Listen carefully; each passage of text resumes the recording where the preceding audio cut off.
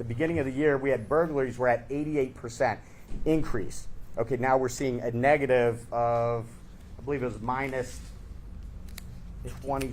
It's like, I think it was like 22%. Oh, in the district. Yeah, no, in 5D, in 5D alone was, I'm sorry, for burglaries, we're now at minus 23%, which is a significant feat in itself. And a lot of that has to do with our partnership with our federal partners here. So I appreciate that. I'm going to open up the floor. I don't know how we want to do this, but we will.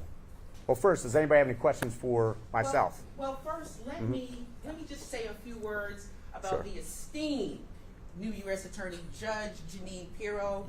You are a trailblazer. Yeah. Judge Pirro was the first female prosecutor in Westchester County. She has an excellent background. She's a celebrity, and now she's our U.S. Attorney. And I want to thank you so much for coming to this meeting to hear from citizens about how we can energize ourselves to work with your office to help you help us and to help the team. Crime is out of control, and we have the resources right here to work with you to bring it down. So we want to hear from you. Give us your agenda, your thoughts, and we're going to open it up when you're finished for questions. Okay. First of all, thank you for that introduction. Thank you all for being here tonight. And thank you to my partner on the right, the commander. Look, crime is something that is pervasive. It's always been with us, and the one thing that we try to do is identify it, make arrests, prosecute it, and get the most violent criminals away from the rest of society. That's been my mission for a lot of years, more than I want to mention.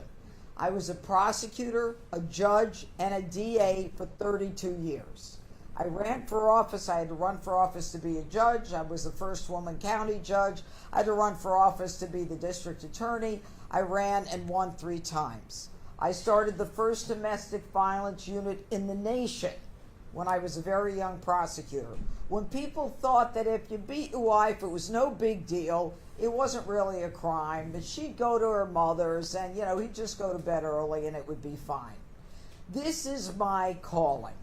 This is why I left a very nice job, because I wanted to come back here and make a difference. Washington, unfortunately, has a lot of crime. It has more crime than even you know. And maybe in a month or two, that will be obvious to many of the people here. I'm not going to get into that now. But what I can tell you is this. We are energizing my office to be accountable, to file charges, to do the best they can, and to prove cases. That's who I am. That's what I'm about. I'm not here for any reason other than to get the job done. So I thank you for being here. But what was just said is the truth. I need you to help me fight crime. I need you to tell me what the problems are. You to tell me where we're succeeding and where we're failing. So let's talk about the numbers. The truth is that with the federal surge, whether you like it or you don't like it, crime is down. What is a surge? What does it mean? It's very simple. The president says, look, they need more law enforcement. We need more cops on the street. Why do we need more cops on the street? Because we have too many criminals on the street. That's why we need more cops on the street. All right? So the test case was D.C. We're the blueprint. We're the petri dish. We are the one that sets the tone for everyone else. So how we do decides whether he takes it anywhere else. And what was just read to you was how crime is down in the 5th District. I can only speak to how crime is down in D.C. Homicides are down, and robberies are down. Homicides are down 71% from September to October. Robberies are down 53%. Burglaries are down 52%. Carjackings are down. All of that is down. It shouldn't surprise you. Police are a deterrent. So what is the problem with that? To me, there is no problem with it, because we have too many criminals running around on the street. You call them crews. I'm from New York. We call them gangs, okay?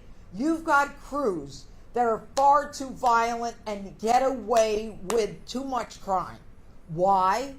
Because in the District of Columbia, there is this feeling that if they're 14, 15, 16, 17, we really don't want to bring them into the criminal court. We want to bring them into family court. Family court is for the purpose of rehabilitation. And there is absolutely a role for family court. I was a family court judge for 6 months or 8 months while my indictments went through the criminal court. It's an important court. But I don't want punks constantly offending and reoffending and going through the same court over and over again and being released.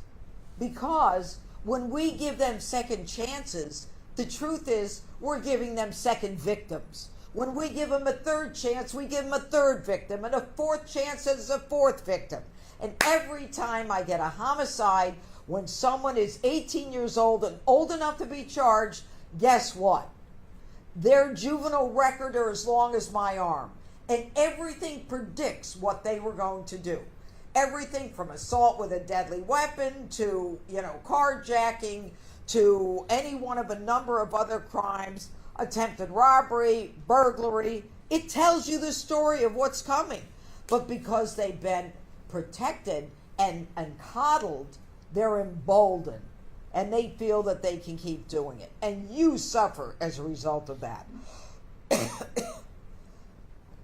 When I first came here, I was stunned. I'm from New York and I'm stunned. All right? That's saying a lot. The murder rate in this district is the fourth largest, the fourth highest in the nation. And it matches those of foreign countries that if I mentioned, you'd think I was off my rocker. All right? It's bad.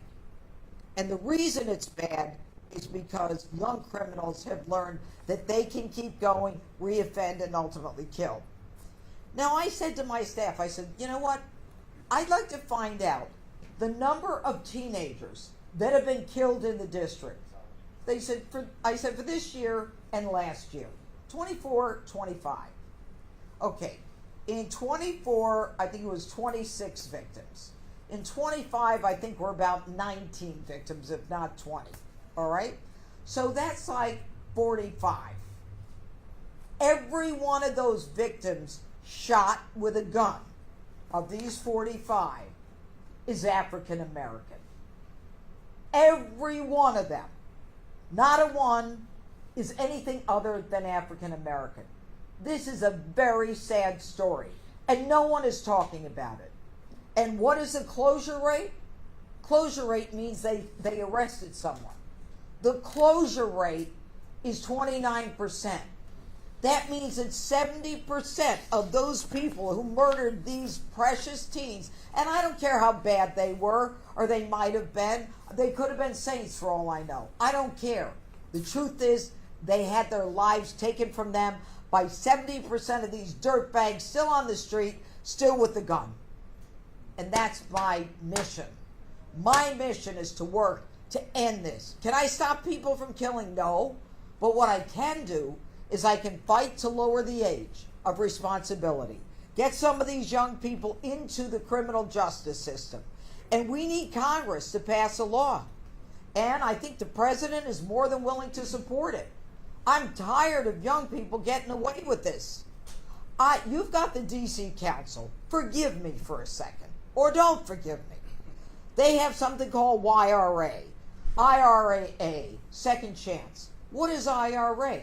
That's the Youth Rehabilitation Act. What does that mean?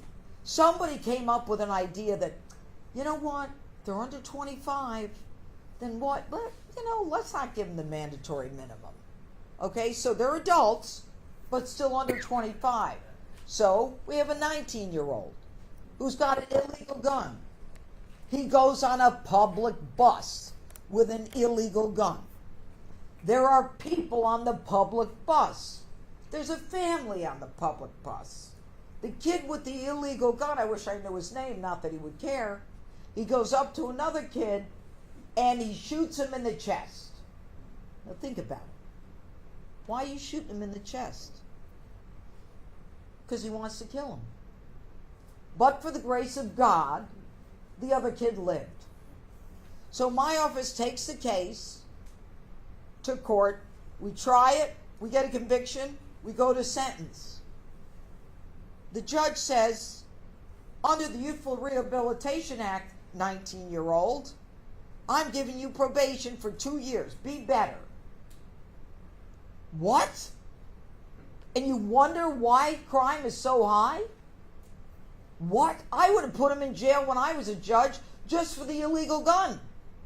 And then for getting on a public bus where there were families and unloading that gun into the chest of another kid who did nothing. You know why I know he did nothing? Because we got the camera on the bus. Thank God I got that.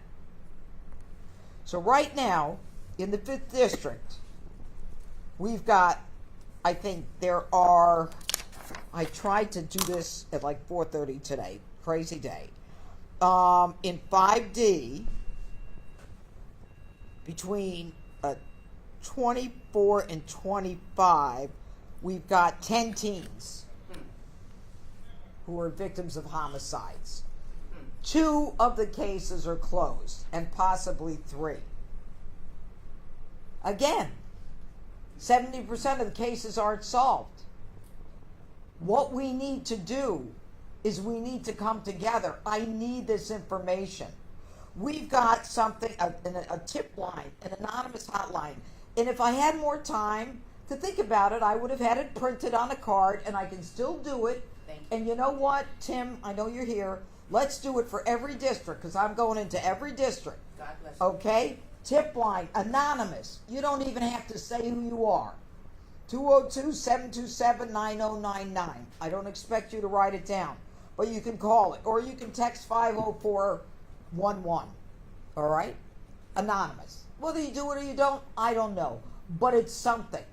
In every one of these cases, and I'm going to start a PR tour on this thing, $25,000, Crime Stoppers, money that comes from the MPD, all right, that I want to get out there, and I will go to each district and identify every one of these teens.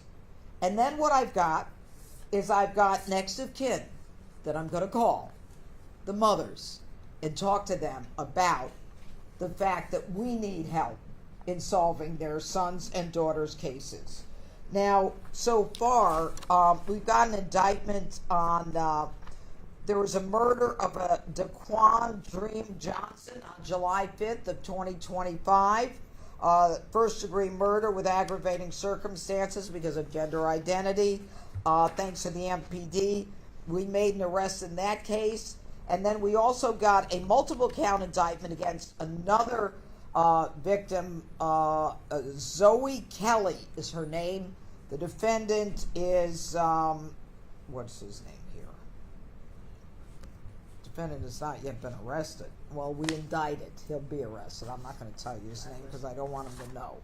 But I'm starting to keep track of this stuff, and I'm doing it to try to help you. Now, what do we do? And I'm going to end on this. I'm not going to take more than a minute.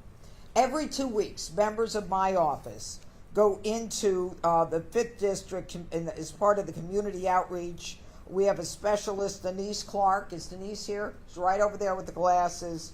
We hosted a heroin and addiction awareness resource day at the Starburst Plaza. They tell me it's a well-known drug area. I don't know why you didn't follow up with that one. It is. It is. It is? Well, maybe is. we'll follow up later. Anyway, the organizations have participated: MPD, National Guard, Fire, EMS, Behavioral Health, Drug Free World, Central Kitchen, Columbia Sentencing Commission, Court Services, CSOSA, Youth and Family, all that stuff, okay? We also make presentations to seniors. If you know of any seniors, whether it's at a rec center or whether it's at their apartment complex, we will go in, I'll come in myself, and talk about fraud, economic crime. I call some of these cases economic homicides. Why? Because victims lose everything and they can't go back into the workforce and start working again. It's horrible what's happening to them. And we've done presentations at Delta Towers, Green Valley, Model Cities Wellness Center, Fort Lincoln Senior Apartment, Edgewood Commons. We're trying to get out there. I have a different approach than the U.S. Attorney before me and the prior administration. The prior administration, when they had meetings, they would have agency meetings. So the federal agencies talk to each other. Who cares? Who cares? My meetings are like this when we talk to the public, because you're the people that we have to touch. You're the people that we need. And that's why I'm doing this. That's why tomorrow I'm doing a conference tomorrow at Howard University. It's a domestic violence conference. As I said, I started the first domestic violence unit in the prosecutor's office in the country. It's near and dear to my heart. And I'm telling you right now, not enough is being done in the district. We're going to do more. So that is kind of a short version of what I wanted to say. One more thing. Title 16. Title 16 allows us to prosecute 16 and 17-year-olds if they commit murder, rob one, burglary one, or rape. You don't call it rape here. I don't know why. You call it sexual abuse one. Okay? But if you commit a murder and you're less than 16, if you're 15 or 14, you go to family court. And when I was a DA in New York, I indicted a 13-year-old for murder. And they just indicted another 13-year-old. You know, everybody says, well, their prefrontal lobe is not developed. If you pick up a gun and you use that gun, you have to be accountable for the consequences of that gun. Because the person at the other end, or his family if he died, they don't care how old you were when you shot that person. And neither do I. But right now, we need the government to help us change the laws. And that's all I have to say for now. I'm sure you have more questions, and I'm happy to answer. Thank you, U.S. Attorney Pirro. We're going to take this opportunity. That was powerful. We love you. Thank you. We Oh, appreciate you, and we're with you. I We're hope gonna so. take, raise your hand if you want to be recognized. Again, Mr. Loftus, you're first. Don't be shy. She's here. You have her. Talk to her. Talk to her. Mr. Loftus, and please use your outside voice so that we can all hear you. Will do. My name is Pete Loftus. Madam, thank you for being here. I'm an old Sleepy Hollow man myself. So You are, now folks, Sleepy Hollow's in Westchester, which is where I'm from. Nice to talk to you. Ivy City Smokehouse is the business that I run. Directly behind it, there's a shelter, a men's shelter, which is mismanaged for years. It is an elephant in the room, so to speak, here in Washington, D.C., in the 5th District. I have tried for close to a decade with city council, with law enforcement, with the mayor, to get it relocated or improve the conditions. We are plagued with everything from overdoses to rape, I'll call it rape, to murder. And I have captured countless crimes. It's opening our business. Do you know where this is? Ivy City. He's away. Okay. So I want to, you say not enough is being done. I agree, and I have experienced that, so I represent the community on this subject. We have been trying desperately to get it relocated. Who owns the shelters? It's managed by, so that's a tough one, because the other side. So, I just wanted to make you aware of it. Have you spoken to, I mean, is there a bishop here? I mean, have you made any inroads with the Catholic Yes, Church? We've had intervention. What do they say? It's short term, we're gonna work on it, we're gonna clean it up. Who owns they own the building? Catholic Charities, or they lease it? The district owns it. I believe the district owns it. So if the district owns it, then no. He's going to give me the exact. I'm more than happy to check on this. Where exactly? You said it's a men's shelter. Where? 1355 New York Avenue. Thank you, Deb. Murders there?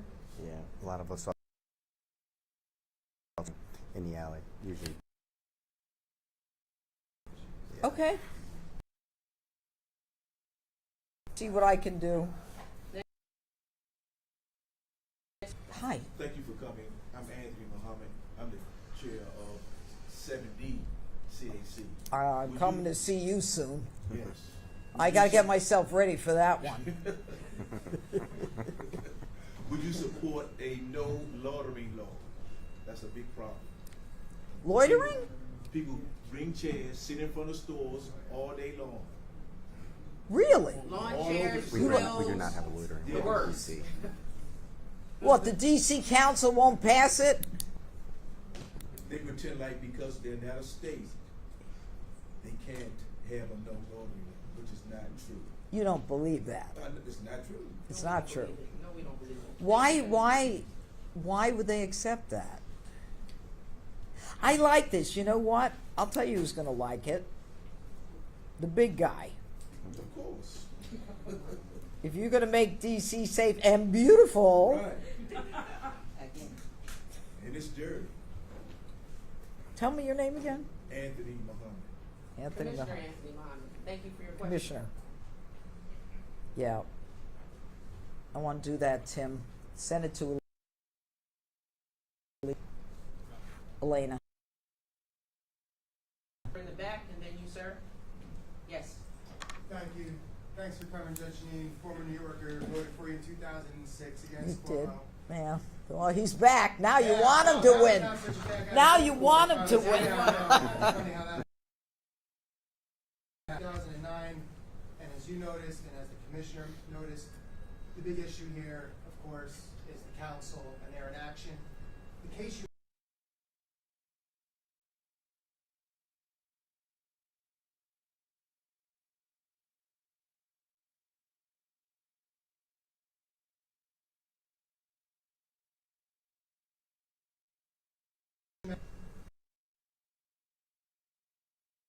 criminal cases as possible to the federal system to just But that it, Rob, there's got to be a federal nexus. There's got to be, you know that. I know, but the gun, it had to have come from VA. They all come from VA or Maryland. Yeah, or unless it was a ghost gun, we got a lot of those too. You know, I agree with you, but I also know that. How can I say this delicately? Just speak. Just tell it. No, I can't. If I can bring it in district court, a case like that, I would do that in a second. And I think my staff is well aware of that.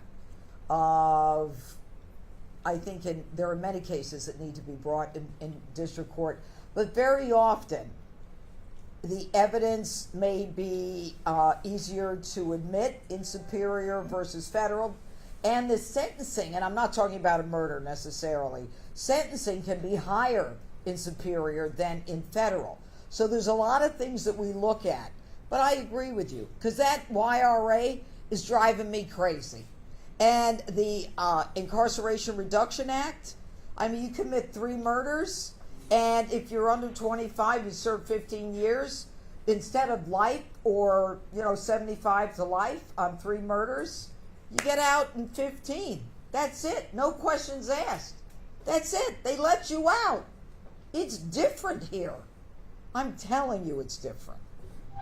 But, Unless you're yeah, a I know juvenile. what you're saying. Get out Thank you. earlier Yes, if you're a sir. And then juvenile. you, ma'am, you will, If you're a and the juvenile, glasses you get will be out a lot next. earlier. Yes, sir. Yeah. Yeah, it's terrible. Make sure we can all hear you. Thank you. Yep. Hi. Your Honor, a lot of the conversation so far has been around violent crime, and I don't want to diminish that with my question, but as a resident in the 5th District, non-violent crime, also a huge issue. I live on West Virginia Avenue, and prostitution is out of control. What is? Prostitution. Do you know no one has mentioned that crime to me in the 6 months I've been here? Prostitution. And boldly. Like, people will walk down the street with no pants on. And as I'm confronting someone who is soliciting on my steps, I will get a ticket. What are you doing about that? Yeah. including Yeah. elderly I women know with it no is pants rampant in on. 5D. Prostituting Not only just 5D, themselves around the whole on city. West It's a big Virginia problem. Avenue. So we Yes.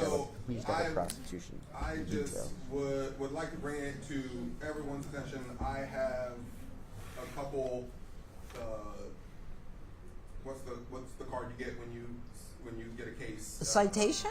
No, a report. So I have a couple police reports of minor B&E. So again, not taking away from the violent crime. No, you're not. Let me tell you something. Do not apologize for that, because it is the nonviolent crime that contributes to the mentality that you can commit a violent crime. Yes. Okay, it's called the broken windows theory, right out of New York. Yes.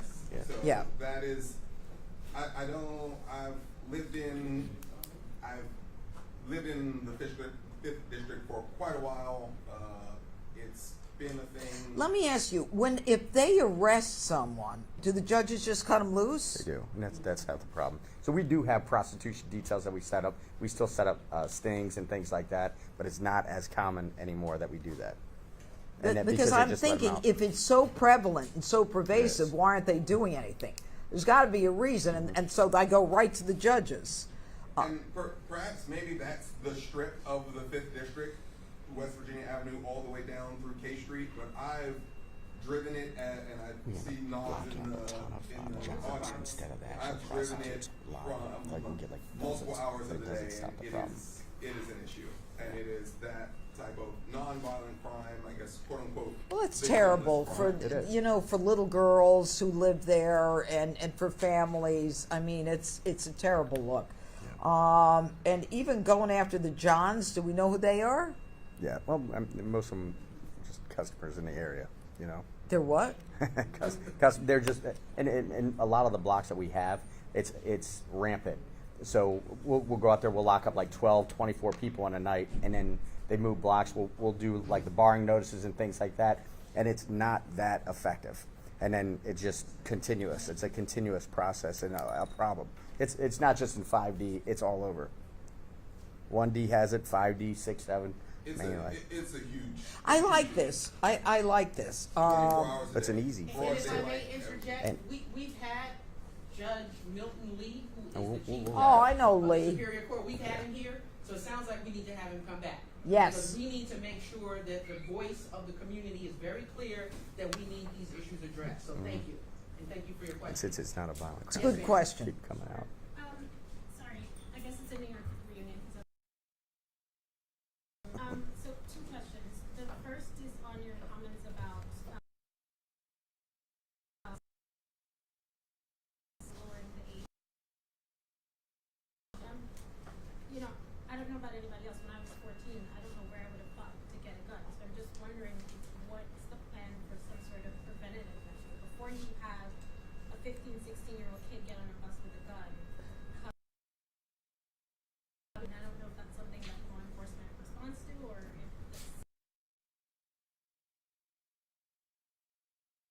if It's a question that it's a rational question, but Chicago, okay? It's illegal to have a gun in Chicago, period. Chicago has more shootings on a weekend than, forget it. It's worse than here.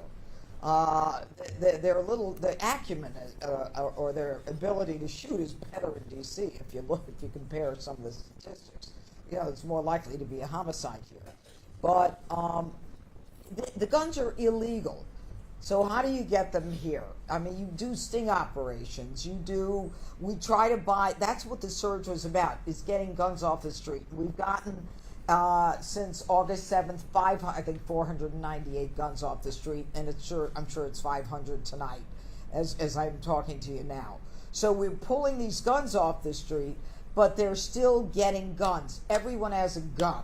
I mean, there are some judges in district court, in response to your question, who think that, if you have a gun and, it's illegal, you got to have a gun. I'm not going to say the judge's name, but I'd like to.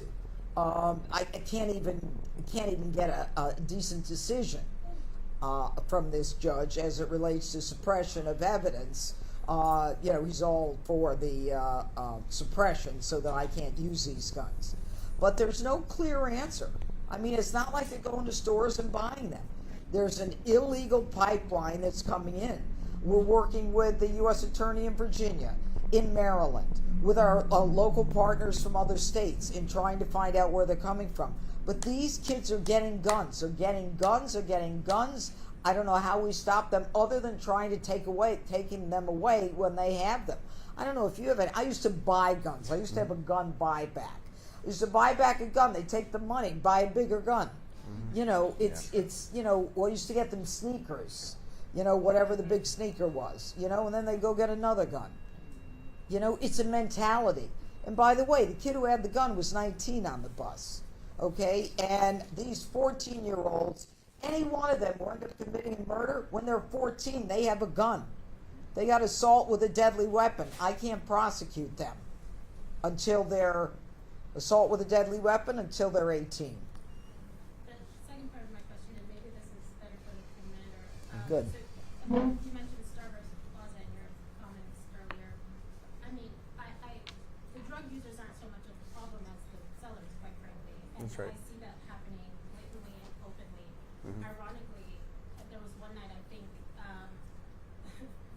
during the search, the federal officers were there on Starbucks Plaza, and at the bus stop across the street, I saw somebody selling directly to whoever their customer was, right? Like, they're literally just Blatant. at the bus stop is Oh, yeah. basically their shop, which I think is insane. I don't know what the police are doing about it. I don't know if you're coordinating with Ramada. Yeah. I have no idea. But that is an issue that I think can be, I hope, could be addressed, and I don't think it's sufficient to just be putting the users off the street. I think you need to address where they're getting their supply from. I agree. The stats on drug lockups, it's a continuous revolving door. Dozens of arrests are made, you know, especially there on Benning Road, Starburst Plaza. It's a plethora amount, but they just, you know, just keeps. It's like I said, it's a revolving door. As for the guns, we do a ton of outreach in schools, and not only that, out there in the public regarding guns. And something that the judge didn't mention is that a lot of these guns, these kids are making and manufacturing the guns also. It's easier and easier to manufacture these guns right now than it ever has been before. If you go to some of these gun warehouses or some of these, how do you say it? I guess in Virginia they have these Dallas Expos. You know, you'll see these guys selling hundreds of these ghost guns, but they can make them themselves. You know, so it's getting a little bit harder and harder, you know, to track them down. But we are doing the best we can with the amount of people that we have as well. So. Thank you for your question. Yeah, I just definitely wanted a great to question. jump in here. This is at the Starburst Plaza. This is the Oh, that is? C43. Yeah. This person is passed out. He's intoxicated. Yeah. He's under the influence. I know because I'm trained to identify the signs and symptoms of drug abuse.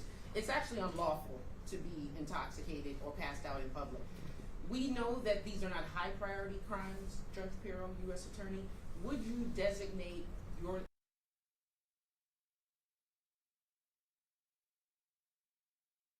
we have Judge Rigsby and Judge Yvonne. They were given citations. Yeah. You don't lock up everyone, but Of you course give not. them an opportunity to be To get accountable, and you mandate that they get treatment. Yeah. Once we have them in the system, we can mandate that they get treatment. Yeah. So, and I'm going to leave you with Yes, this. no, I agree with you. I think the leverage we can use is good. It's good for them, and it's good for the community. Thank you. Yes, ma'am, and then you, Commissioner, next. Good afternoon. I'm sorry, good evening. I don't want to belittle, I know that the gun issue is a major issue. I reside near the 1000 block of Bladensburg, 1600 block of Levi Street, Northeast. I've lived there in this area for about 14 years. Prior to that, I lived in the 4th District for about 10 years. And the reason I'm here tonight is because there was a murder on 16th Street Northeast. And when I would walk, just to exercise with my husband, I would notice that there are these young men that would just sit there and loiter near the sidewalk away with little chairs. Since that time, they've moved onto the 1600 block of Levi Street to the point where when I leave in the morning at 7 a.m., they're there. If I'm home off work, because right now the government is furloughed, they're there, they take a lunch break.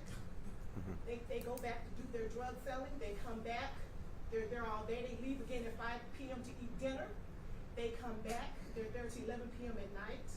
right before the 4th of July, probably around April or May, or even in August, they had fireworks all night long to 2 a.m. I'm a federal employee, so I had to go to work the next day, convene a 50 panel government grant review for 40 people online. It was 2 a.m. I called my local person for the 5th district. I get transferred to their communications person. They basically tell me there's nothing they can do. I have to deal with it. No. Neighbors are, I'm calling 911 5 times, 6 times. My husband's not one to complain. He called 4 times. Then the dispatcher's like, do you feel unsafe?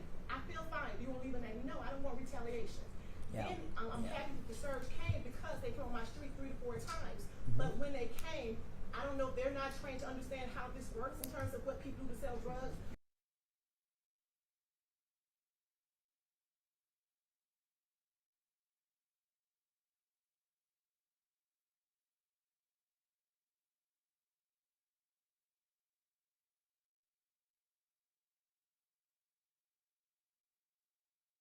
They have boom boxes. They're having block parties. They do not live there. Maryland people are coming in buying their drugs. Virginia tags are coming. Somebody's on a bicycle, bring the drugs. Somebody drives away. Honey, tell me this area again. I mean, this is more for the. 16th and Levis. I'll follow with a complete address. And it's part of this is the thing. I can't control people selling drugs. I know that. But please let me be able to go to sleep at night. I hear them in my bedroom, loud, making noise, talking to each other. I hear them when I'm trying to watch TV. They're louder than my television. It is very disruptive. I'm tired of calling the police 3 and 4 times a week. And I have to work. I pay taxes. And then when I will ask for the watch commander, now that you care for my ex-husband's a former police officer, 20 years, MPD, 7D. And so what's interesting is I know to call and speak to the watch commander. He tells me they're understaffed. You have special attention or detail on the street. We don't have anyone. I'll send an officer to drive through. The officer leaves, they turn the radio boombox right up. I was so upset. I was like, why don't I just get in my car, drive to my council member's house, put my radio on, and let them blast it. So they can see what it feels like. I mean, it's very disruptive. It's very upsetting. And I'm not trying to minimize all of this, but the point I'm making is loitering is a huge problem to the point where they are so emboldened that they smoke weed out there. They sell whatever they're doing. They sit on the stoops of the people who pay rent, who pay mortgages. They use our water fountains to wash their hands, go back and sit and eat their Let lunch. me ask you a question. So, And they have a grill. When it- if the police, if we get a law passed, okay, if DC Council's not going to pass the law, but the question is, they make the arrest. What are the judges going to do? I agree, but just one thing I want to say. There's a sign that tells you, a big sign, that this is a drug area. It's being monitored. They're right across the street from the sign. There is a camera on a pole. And I'm very disturbed because if there's no one manning that camera, does the camera even work? You know? There is. We do. Can I answer this Yeah, real quick? So let me just tell you, it is very frustrating for the police department as well. One thing that we do, we do as a whole, is we do work with our federal partners. We put together federal cases, conspiracy cases. They take time, and I know it's frustrating. You have to keep calling the police until then. And I know sometimes we'll make arrest after arrest in these blocks continuously for possession of narcotics, and we do get some drugs. And the thing is, I understand where you're coming from. The loitering law is, when they're loitering out there, it is There is no so loitering law. difficult. That's what That's you're right. telling me. That's what I mean. It's Yeah. the no loitering law really takes our power away, because like you had said, they're out there till wee hours in the middle of the night, and we go out there, we try and address the noise ordinances, and then we try and push them along. But as soon as we leave, like you said, they come back out or whatever. When they have grills and things like that they're storing on public space, we'll try and take that as a means of breaking that type of thing up. But it's really frustrating when they don't even have an open container. Like you said, they're getting smarter. They're hiding their stashes, and really takes undercover operations, conspiracy cases, where we have to put together a large operation, which is tedious, time consuming, and I know it's frustrating, and it's But what I have to say Yeah, is, I sure. understand you said they're hiding their drugs. They're not hiding the drugs. They have little people on bikes and scooters that bring the drugs. So, so people Right. go, they look in cars, they're going in the alley. Sure. There are no drugs there. sure. I see. Okay, Yep. I'm done. No. No, thank No, you. and I That was powerful. I Thank do you. appreciate it. Commissioner, It is and- frustrating. Let me just say one more thing. You're going to see an I see your hand. increase in individual buys. What the commander is talking about are conspiracy, long-term investigations, where you need, you know, a confidential source, an Undercovers. informant, wiretap. Yeah. But you're going to see more individual buys on the street. Commissioner, And it's a big problem. and then Yeah. you, Joan, and then you. Yes. Thank you, Judge Pirro. I'm really happy you're here. Oh, thank you. Actually, I just have to say this. I saw you on TV warning. And you For folks, it's 7 Yeah, I saw o'clock that. on Oh. television. Two questions. My name is Indian Neighborhood. Two questions. At the toward the beginning of the surge, one of the issues that Mayor Bowser raised was not having enough judges and not having enough not enough positions filled with cases taking so long to be prosecuted. Yeah. Has that changed? And she was one of the asks was, well, can Trump help assist to make sure those positions are filled so that more cases can be prosecuted? That's my first question. And the second question is youth crime. Many people have experienced. I've seen, unfortunately. I think I wrote about it. I was home. I heard this very loud noise, so loud it sounded like something fell through the sky. I had my mocha. I wanted to sit home and eat. It turned out there was a crash. Someone ran the light, hit another woman. She's there. She's reeling. And I wasn't there when the people left, but they had the car. They had stolen a car. It had temporary tags. And the witnesses saw 3 young people get out and walk away. I don't know whatever happened with that crime, but having lived in D.C., what motivated me to be a commissioner was because of crime and being a victim. I've heard you talk about the youth crime issue that does bother people, because I do agree, as a former educator, that when you don't hold people accountable, it does show them how to crack race in a Christian perspective. You have to repent before you can be given grace. That's the turnaround.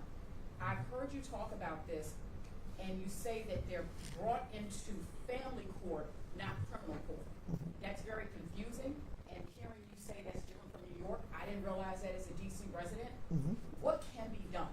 Because if you are committed a serious crime, stealing a car, leaving a woman traumatized with injuries, someone's brand new car wrecked, what can be done? Is it a legal thing? It is a something legal needs thing. to happen in DC Council? And then I also know some DC residents don't agree with this, but some of the federal laws coming in to say, you know, Congress will make some laws. I know there are bills now, but is it a DC law? Can it be made at congressional level? What can change so that you are held accountable for these serious crimes? Okay. All right. Thank you. Thank you for the questions. 2 things. There are 15 openings on the Superior Court in D.C. What that means, obviously, is that cases are not being tried when they should be tried. They're taking forever to get to court. And it's not fair to the prosecutor because we lose witnesses, memories fade, people lose interest. And it's not fair to the criminal either because they have to wait with this burden on them for their day in court. So the president has been involved, and there are right now 6 people that I know of, 3 of them that I recommended from my office. And believe me, I don't need to lose people in my office. I've got a lot who were gone. I'm short 90 prosecutors and 150 paralegals and legal assistants. I mean, anyway, I'm in bad shape. I can't use the term I was going to use. So, the president is going to make sure that those positions get filled. You will see them happening hopefully on Thursday. And we have a continuing group that we are putting before the Senate because they need Senate approval. You've got the Judicial Nominating Commission in D.C., but you also have Senate approval that is required. The president is on this. He's been on this since I got here. Okay, that's number 1. Number 2, the question that you asked, and I appreciate it because I assume, because I talk about it so much, you know the difference. Here's the problem. The age of criminal responsibility in D.C. is 18. So that means if you commit a crime when you're 14, 15, 16, or 17, you don't automatically come into criminal court. you go into family court. And sure, family court can put you in a juvenile facility, but you get out in a minute and a half. Okay, but only after you attend yoga and an ice cream social, and then you're good. Okay, then they let you out. Now, I'm going to get in trouble for that. You know that. No, Now, you're right. the, I used to work at DYRS. oh, it's DYRS, right. So, what the president is trying to do now is lower the age. The DC Council will not do it. Mayor Bowser, to her credit, has been working with us to cut back on crime, to her credit. And we have been working with her since I got here. I met her, I think, the second day I was here. So, I mean, that's a good thing. But the council will not change. And I don't want to mention that one of the council members we indicted in federal court. That's going to trial soon. That doesn't help things. But in the meantime, until we make those kids responsible and lower the age so I can get them into criminal court, you've got professional, experienced criminals emboldened to reoffend because they know I can't touch them until they're 18. Now, a couple I can touch if they're 16 or 17 if they commit murder, rape one, burglary one, robbery one. Okay? But the Attorney General, your local Attorney General, can refer cases to me, some that are so outrageous they should be referred. Okay? You know how many cases have been referred to my office in the last 30 years? 5 in 30 years. So I can't get those cases. So we need Congress to change the law because the DC Council won't do it. And that's where we are. You've got the president behind the surge. You've got the president who's going to put the judges on the bench. You've got the president who's going to lower the age. When he came to D.C., President Trump said, I'm going to make D.C. safe and beautiful. And you know what? He's going to do it. It's not easy. You know, he's cleaning up the parks. He's cleaning up the roads. He's really very particular about what things look like. And so this district will benefit from all that. But it's a hard push. Every day we're pushing against juries, pushing against judges. You know, getting witnesses to come in. You know, getting them to testify. Even in domestic violence, they don't want to come in because they're afraid. Legitimately. So you've got to have an office that is interested in people enough to say, I'm going to help you. Stick with me, because I'm going to help you. You know, it's not this district. The U.S. Attorney before me did not paper 65% of the cases. That means in 65% of the arrests that this department made, they didn't file charges. I'm charging in 92%. So sure, am I running into trouble? Yeah. But you know what? I'm doing what I'm supposed to be doing. If the case doesn't deserve to go forward, a judge will tell us that. I can make that decision also myself, but there are some where I think they should go forward and let the system work. But everything is we're working hard for you. We are, all of us. Appreciate it. And if I may, U.S. Attorney Judge Pirro, Yes. our judge, our U.S. Attorney, Yeah. we've had all of your predecessors since 5D Court Watch was created in 2008 come right here to this room, to this meeting, except for the last U.S. Attorney. Interesting. Refused to come. So I find it really Interesting. appalling, you're being nice, appalling that he didn't prosecute all the cases, he didn't help out our officers, he didn't help each and every one of us when he could have. So that you are addressing 92%, Yep. we appreciate you. Yep. Thank you. Next question. And I see your hand, sir. And I see you, we just acknowledge former 5D Commander Fitzgerald. I mean, he's turning 3 shades of red here, but, you know, he was right there in the trenches. Yes, ma'am. And then I see, you're next, and then Mr. Johnson, you were next. After you, Mr. Johnson, and then and then I see you, Mr. Salim. Yes. Go ahead. Yes, my name is Joan Perry. I live in Ward 5. I'm very familiar with the men that she's talking about in the Trinidad area. I walk my dog several times a day. And I know that crime is a very important issue. The danger to all of us is scary. But the police are working very hard to do a very important job. But nothing is gonna change until we give these men and youth a purpose and a place to go. It's gonna get worse, it's not gonna get better. The poorer people get, the less purpose and hope they have in their lives. So before we put handcuffs on them, we need to have an army community walking around saying, how can I help you? And what place can we establish for them as they also are part of the community? Thank you. I like that, and I'll tell you what's important about that. What's important about that is we addressed it with Police Athletic League in New York. Do you have one here? Used to have a run and shoot and Yeah. yeah. So that the Something kids similar. have something to do after work, after school, so they do have a purpose. I believe in that. I believe in those programs. And a lot of people in Chicago believe in those programs too. And they're not being done. And for whatever reason, whether resources are being used for another group of people that then takes it away from people that should have those after school programs and those community outreach programs. I agree with you. I do. I mean, I've been at this for a long, long time. But once they cross the Rubicon, that's when it's too late. But what you say is absolutely right. I agree. And before we recognize the next We do have them speaker, here. I just want We do. to embarrass the past Commissioner Henderson over there. That's my baby. I gave birth to her. I gave her a purpose. She is a law-abiding citizen.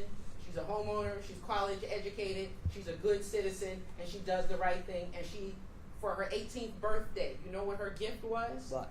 A voter registration card. So our parents are supposed to give their children purpose. Yes, there's a role for the community, but it starts at home. It starts at home. Yes, ma'am. Ma'am, you're next. And then you, Mr. Johnson. Hello, my name is Michelle. Yes, I've been thank you, here Michelle. since 1998. So I've been here a very long time, and I've seen so many things. I've seen what you're talking about as far as the barbecue, and I've seen everything had the Prosecution of West Virginia. I mean, we could really write a book. I'm deaf, so obviously I walk around just fine, but since I'd say summer of 2020, from that point on, I feel like things have started to change.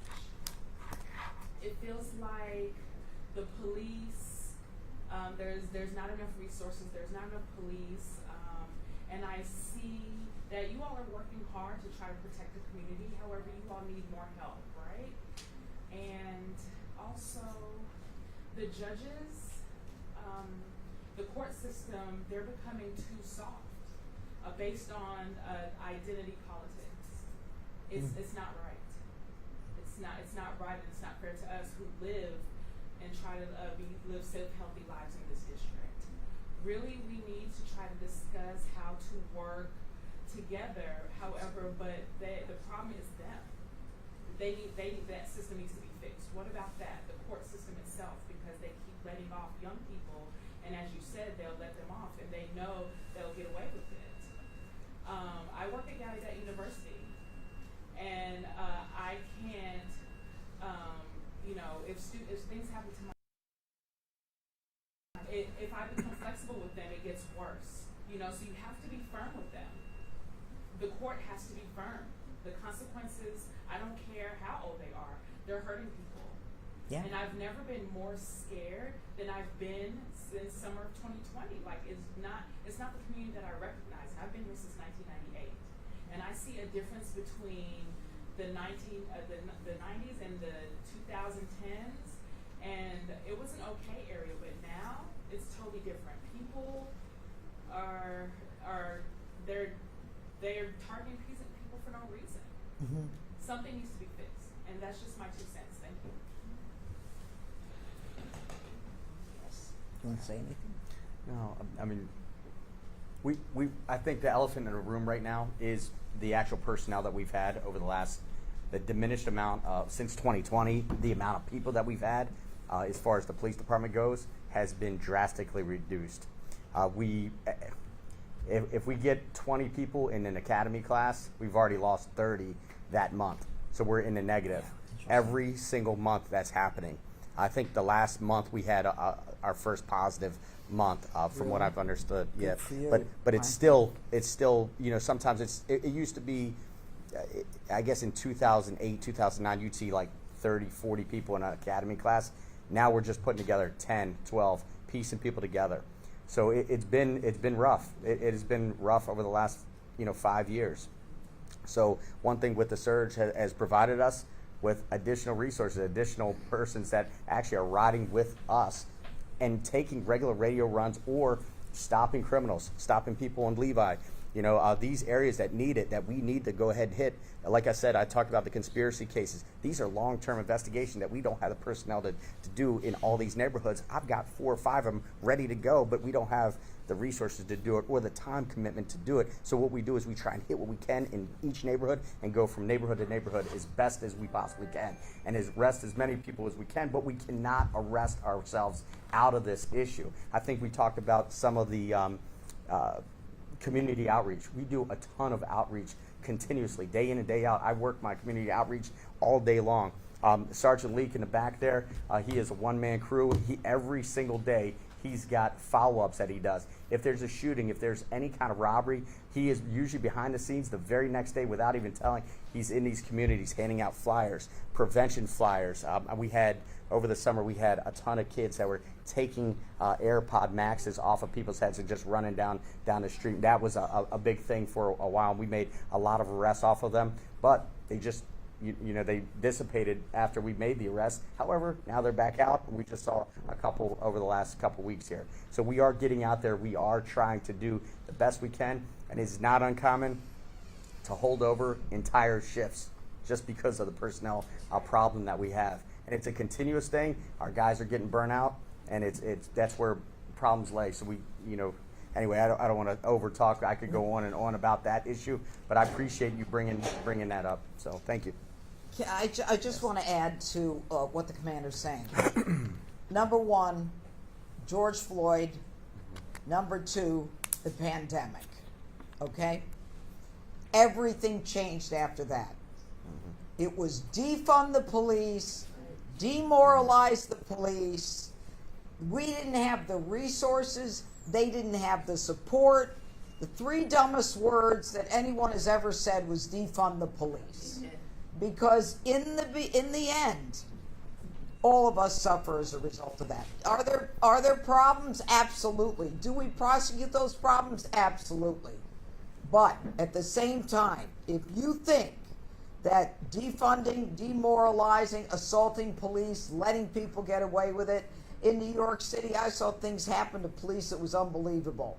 You throw milk cartons at them, you hose them down with water. They weren't allowed to do anything. They weren't allowed to respond. And now we're dealing with trying to come back from that. Your numbers are down. Everyone's numbers are down. It's a result of that crazy mentality from that time. Mr. Johnson, first, then you, Commissioner. Yes, sir. Yeah, when you are out of town, I'm a DC resident. Appreciate you making a statement about these funds. I'm glad you got to that point because I was I can hear.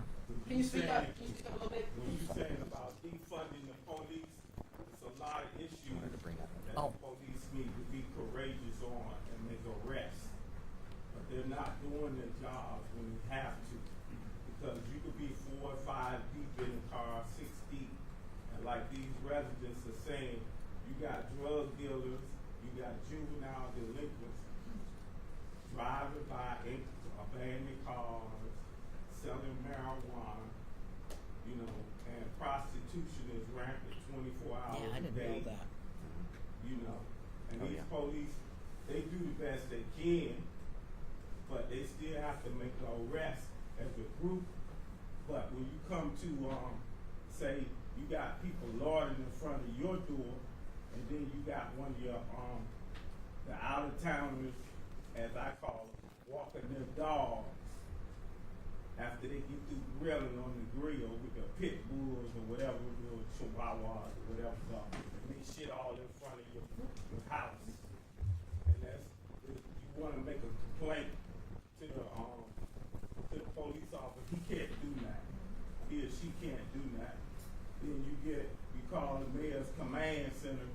she said you can't do nothing. Then they come and sit on your steps and smoke marijuana and drink beer, and you gotta clean up after them.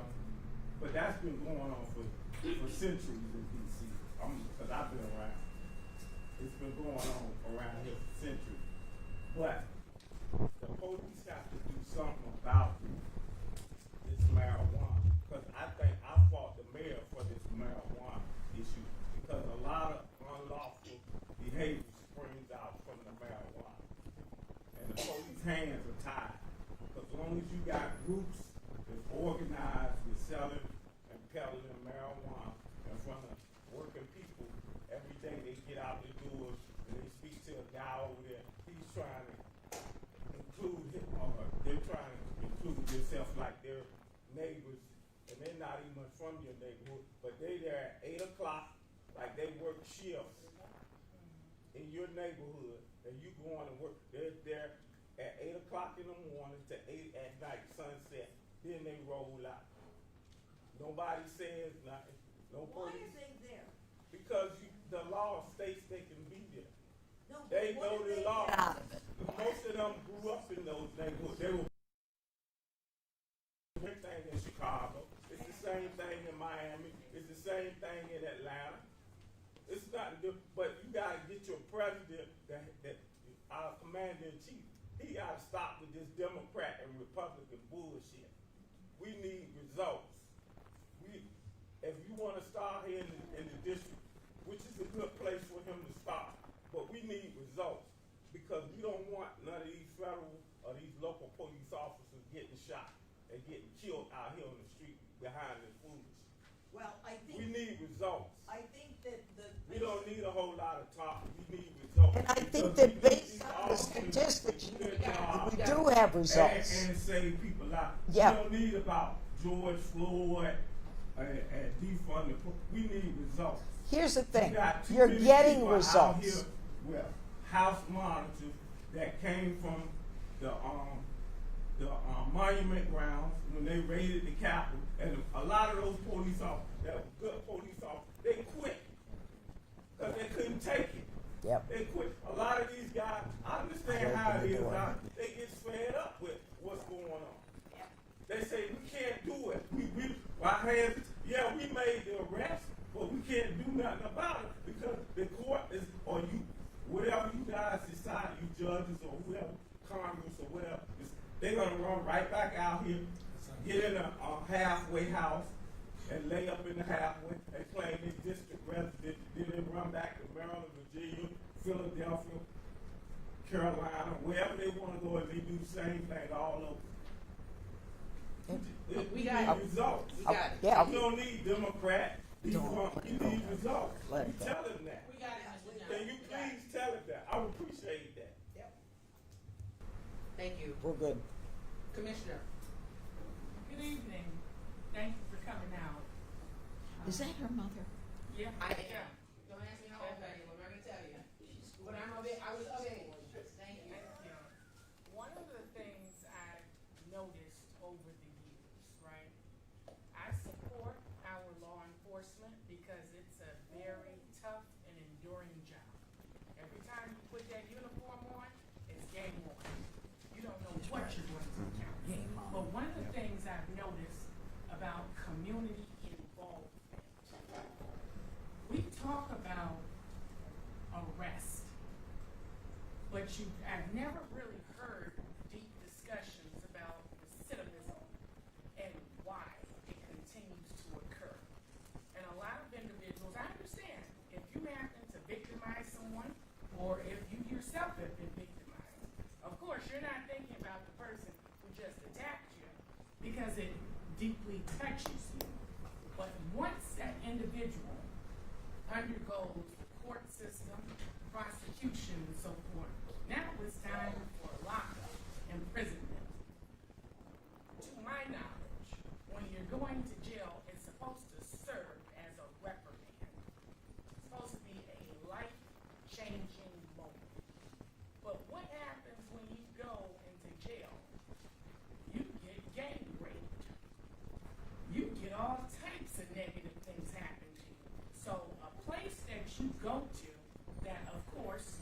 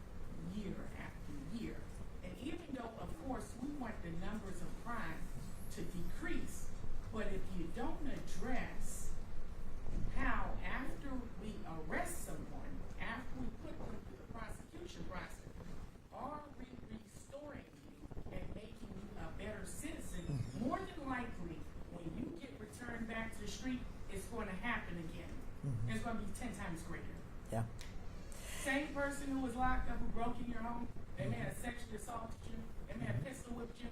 Yeah, I'm going to serve my 5 years. Maybe I might serve 10 years. Maybe. I'm going to come back. I'm going to do it again. Because again, what type of programming and what type of laws did we actually put in place to stop violent offenses? And not only with individuals who are prosecuted, but what about setting the tone for individuals who feel like, well, what happens if nothing really happened with them? Well, maybe I might want to follow the same footsteps. And then you're still having the same cabal of crime happening 10 times over. Thank you. You want to answer? And opportunity to respond. No, I agree. I tell you what, one of the things that I believe should happen is I believe that, especially our drug addicts, I believe if they're arrested, they're usually right back out on the street before we can finish the paperwork, they're right back out on the street. And then if they do go into jail, what kind of reform are they really having? Can we force them into rehabilitation, into drug rehab? And most of them, that's what they need. Sometimes if they, what's that old adage? You can take a horse to water, but you can't make them drink it. But if we force them into rehab, we force them into higher penalties and stuff like that, I believe that that's what's needed, especially as you see some of the pictures. Accountability is the first and foremost. But if you look at some of the pictures, and all of us have been up in Starburst Plaza, and we see people passed out on the street, it's ridiculous. We go ahead and we place them under arrest for some sort of narcotics charge or whatever. But in the violent tendencies inside the jail, I couldn't agree more with you. So, I agree as well. You know, it's an issue that what happens to defendants when they go to prison is not something people talk about. You know, we just see what you're talking about, the recidivists. But I think that, and some come out and lead a normal life. You know, I liken it to crime victims. You know, crime victims, if you're victimized as a child, you may learn that that's the way to treat your own child. Or you can decide, I'm never going to let my child be treated like that. When I was a judge, I used to put as part of the paperwork, sending someone to prison, that if there were a program for whether it was anger management or education, that I would mandate a program as a condition of their incarceration. And of course, we all had drug courts where, you know, I would get someone with a high-end felony, and I would make a decision to not go for the time if I trusted that individual, and I would meet with that individual every week. And as long as they stayed the course, they got away with, you know, 5 to 15 or, you know, 10 to 20, whatever. So there are ways, but it depends on the prison. It depends on the judge. It depends on the prosecutor. You know, and it's a shame because you're right. It's a real problem. Thank you. Yes, sir. And then you. Yes, Mr. Fitzgerald. Yes, sir. Good evening. Thanks for y'all. First, I want to say something about the police department in reference to crime. It's a shame. I thought that the city council defunded the police. I thought that was one of the biggest crimes in D.C. because I thought we had a very professional police department, and that you have council members that ran around and said that police officers don't prevent crime. But when you need them, however, you can't find them because all of a sudden you defunded them. So that's the issue that we have to deal with. And you still have city council members that's still sitting today that really led that process, and they're still serving today, and this is a big election, but the people in this room, that's something that we need to think about. You know, who really led that process? Who led that process when you reduced the crime for folks with carjacking, all of a sudden carjacking went through the roof. Yep. You know, we need to think about things like that. The thing, folks, if we re-elect them, you don't look at them and say shame on them, you get to say shame on ourselves, because we re-elected these guys. So we need to look at these guys and say, who led the process, who led that effort, and we should assure that they are no longer elected in the city. Yeah. I agree. Yep. Okay. Yep. Absolutely. I agree with that. Secondly, I want to look at the Starburst again. I managed the Starburst for a while, and we just started to manage it again as of this month. And the Starburst is an issue. I provide entertainment down there during the summer. to try to relieve some of the issues down there, invite the neighbors in so they can join in the process. And I watched the criminal down there. I watched the drug guy down there. I watched how there's 2 or 3 of them, they lead the process and have other guys running for them. So it's hard to find out who's selling the crime, who's selling the drug, because we always arresting the guy who, guess what, who's a runner. Yeah. And we're not getting the other guy where he's sitting back and they're taking care of them when they get out, you get a slap on the hand. The other guys always watching and getting away with everything. Those are the guys we need to really watch and deal with. Yeah. The other thing we have to deal with is that in the Starburst, I noticed we have some guys who are down there who are professionals and they're licensed engineers, licensed electricians, and they're selling a hard time. You have other folks who have mental health issues. Since COVID exposed the broken net from the city government. With DVH is not handling those issues, and unemployment is not really addressing the issues with employment services, and the homeless issues are not being addressed. You have to have a balance of services to address those issues. Of those who need the help and want the help, we can help those guys, and those who don't want the help, we have to find a way to deal with them on another level. So we have to approach this thing on a multifaceted level to really solve the issues that we have. Folks that meet at the Starburst, I ran the 8th Street, I run 8th Street, Main Street. I led the revitalization of 8th Street, Main Street, and 8th Street won the Great American Main Street Award 10 years after we started. And after 2019, after the pandemic, who took over? Homeless folks took over, and folks with mental health took over. Okay, they started burglarizing the place. You're so right. Okay, they started sleeping in front of businesses and so forth. So those are things that we have to deal with, and most of this come off the Starburst. So we can deal with the Starburst issue, and the package steps are most of that comes from the Starburst. So we can deal with that issue. We can solve a lot of issues that we have going north, south, east, and west in our districts. Thank you. And before you respond, let me just say this too. We also need some money from Governor Westmore for his citizens that come to the Starburst Plaza every day to fellowship around illegal drugs and alcohol. We are not providing, the district should not be providing resources for Maryland residents. So I'd like to have a conversation with Governor Moore. But yes, ma'am, go ahead, right ahead. I got nothing to say. I think everything you said made sense.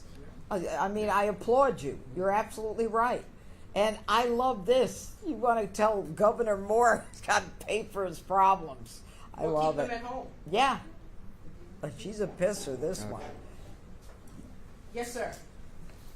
How you doing, Judge? Thank you I'm for good. coming. I just want to say, just first, your appointment was more important than that whole federal. The officers coming is great, but if you're not going to pay for the cases, it doesn't matter. Yeah. So that 93% is huge.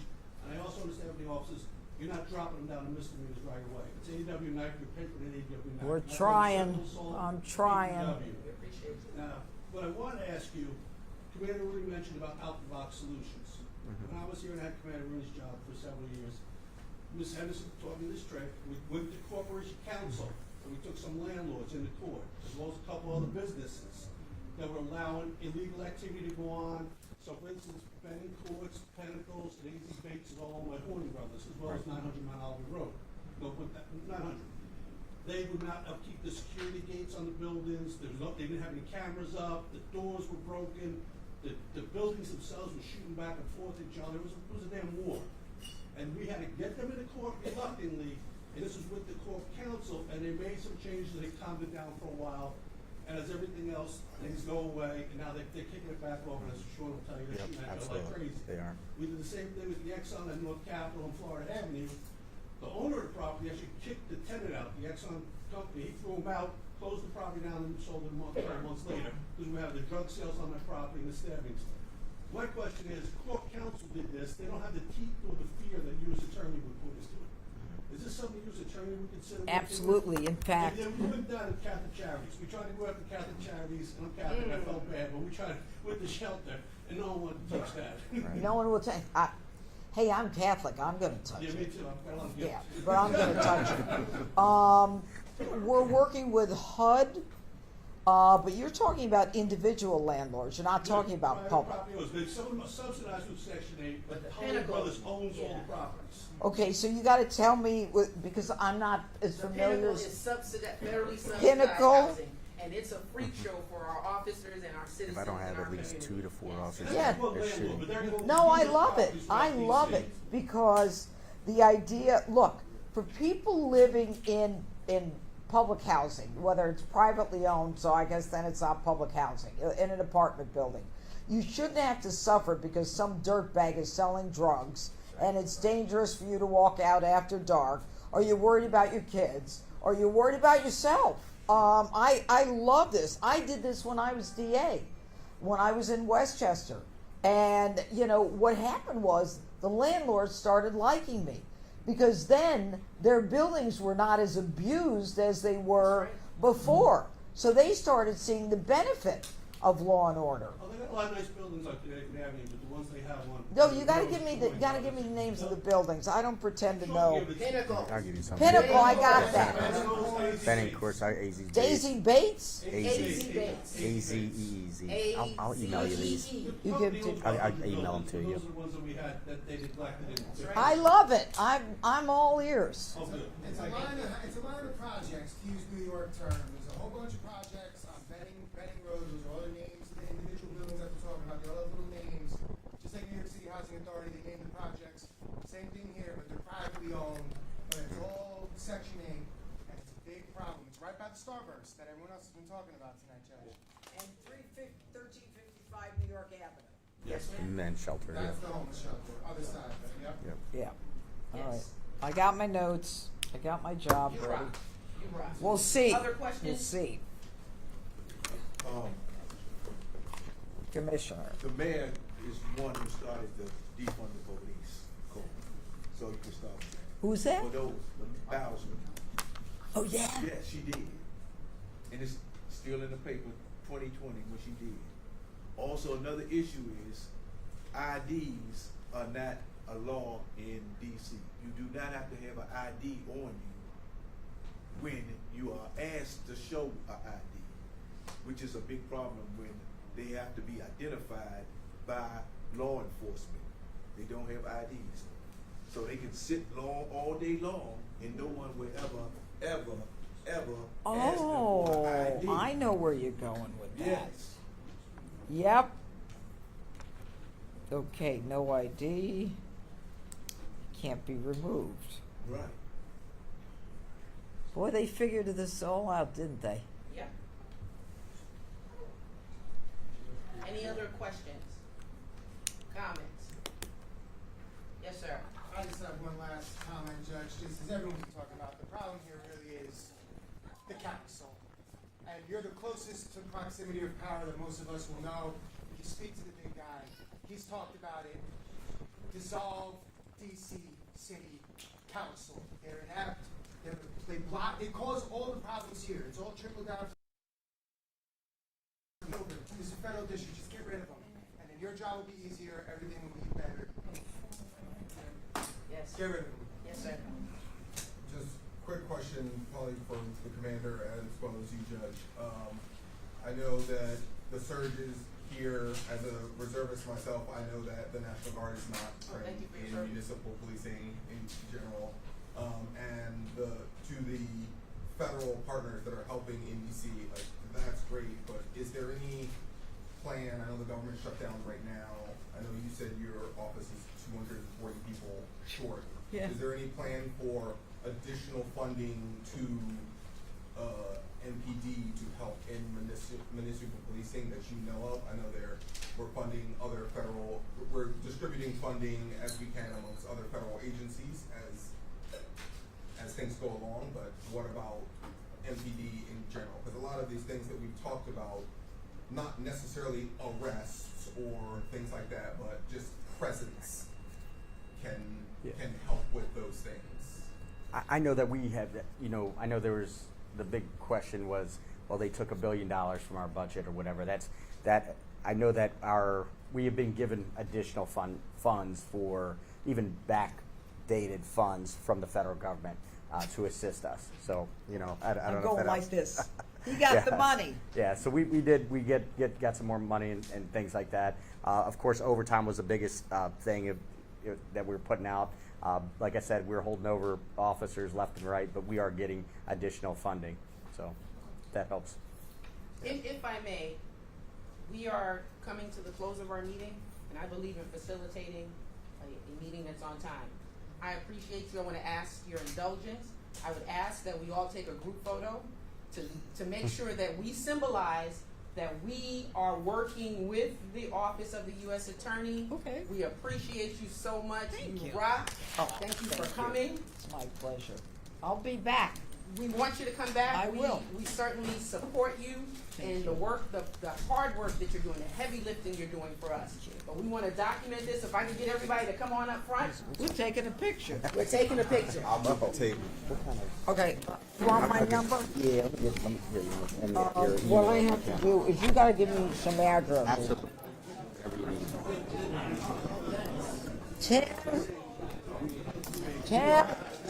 Tim? I didn't think I could love you. Thank you. Tim, you know what number is on my desk?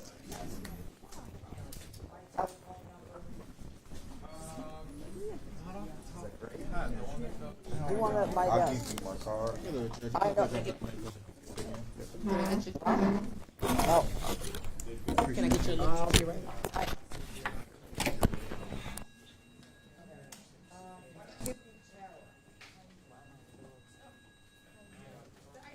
I need everybody to come on up front. Come on, get in. I'm gonna get the stick mic in case she does do interviews, but I don't. She just doesn't.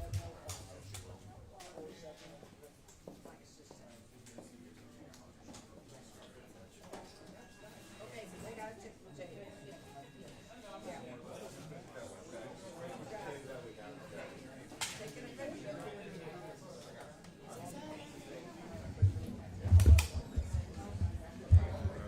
You need to switch a switch. I turn off the. As long as the other one's off your video. Okay. Mic check 1 2 3 4 on mic. We good? How did we get them the cases? Yeah. Have we done this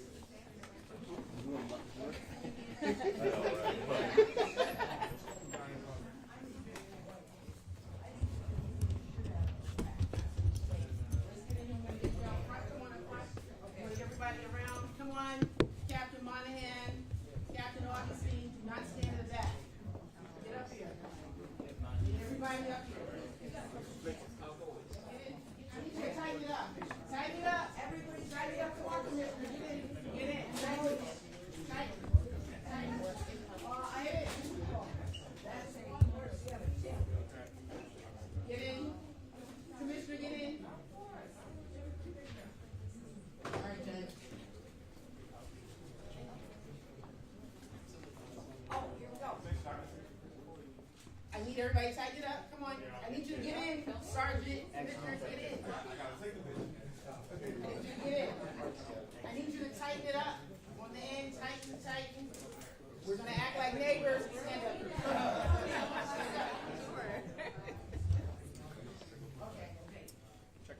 Judge, I need you to come up a little bit. Focus on the level. Yeah. I put on my sleeve. You're beautiful. Everybody tighten it up. Lean in. Tighten it up. Beautiful. Grab one for me. Hold on 1 second, guys. Okay, all right. Come on. Why she's in white? All right. Okay. 3, 2, 1. Thank you. Yeah. It'll be a rough one. Come here when she done that.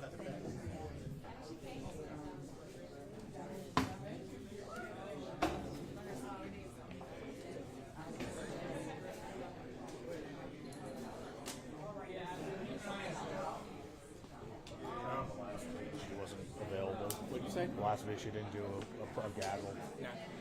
Last week she did She doesn't do stuff.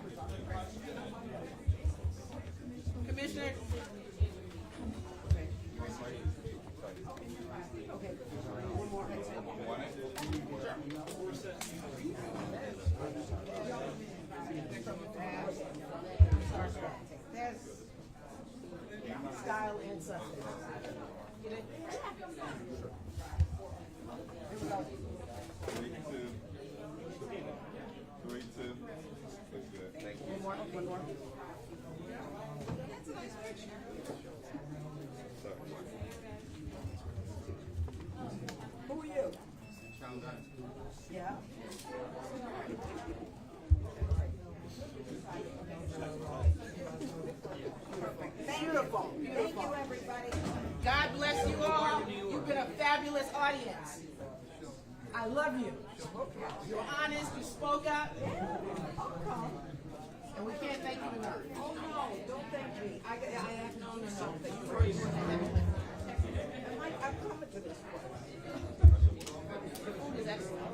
Yeah, I gotta go home. I gotta go. Anchovy butter on bruschetta. I will. Yeah. You're a secret. Thank you. You do? All right. I would love it. And I'll come again. Some other time. Thank you.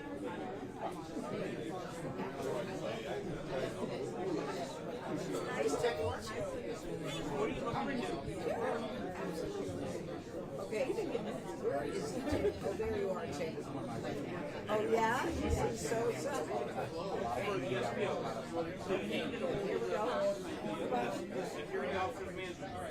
go. Oh, and don't forget to take some food. All right, thank you.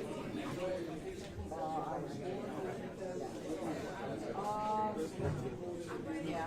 Start recording. Your thoughts on the meeting? Your thoughts? Any message to the public about the crime? There were 2 teens that were just shot during this meeting, 3 miles away from here. Is there anything you want to say to the public just about that shooting? What needs to happen to stop this crime? Look, I don't know the specifics of the shooting. I heard about it. I just got a text. But what I can tell you is this. We're doing everything we can to make this district safe for the people who live here. One of the most important things that we can do right now is to make sure that we get the guns off the street and that we make young people accountable for the violent crime that's being committed. That is my #1 priority. Lowering the age to get more of these young people who think they can run around with guns and commit crimes, to get them right to the point where they murder with impunity in their minds. They think they can get away with it. They can't anymore. Are you calling for more federal officers to be sent to D.C.? That's all, folks. Thank you. I didn't know what questions you were asking. That one part.